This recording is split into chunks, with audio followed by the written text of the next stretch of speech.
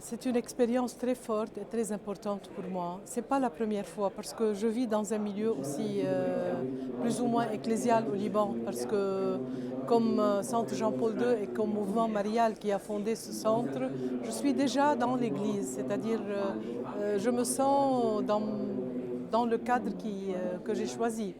Mais ici, bien sûr, c'est différent. Pour moi, c'est une occasion très précieuse à ne pas perdre. C'est pour cela que j'essaie d'être présente autant que possible à tout ce qui se dit, à tout ce que se discute, pour m'enrichir et pour avoir des choses à transmettre à notre mouvement, à notre église locale. Les défis sont multiples et sont très grands. Il y a la période après-guerre, après la guerre des 20 ans qui a eu lieu, et il y a les difficultés des guerres et des conflits régionaux qui se répercutent sur notre terrain, les difficultés économiques et culturelles, je peux dire. Économiques parce que le Liban et l'économie libanaise reste écrasée depuis plus de 30 ans.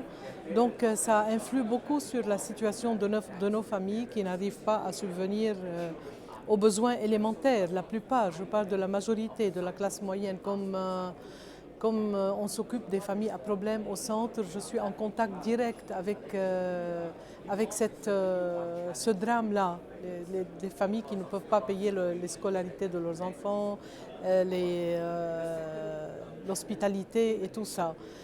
Et le grand défi reste aussi le défi culturel. Nous sommes un pays ouvert, un pays de communication très forte, soit avec l'Occident, soit avec l'Orient. Donc on n'est pas à l'abri de tout ce qui s'offre au niveau de la culture occidentale postmoderne.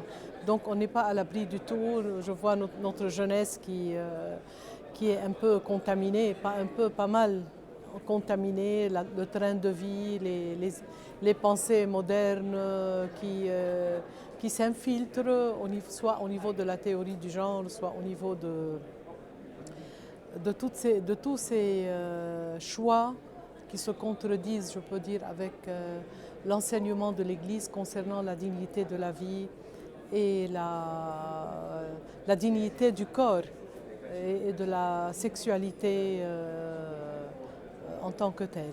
Donc voilà, les défis sont, comme je l'ai dit, sont multiples et nous avons à affronter tout ça par la formation, par l'accompagnement et par le soutien.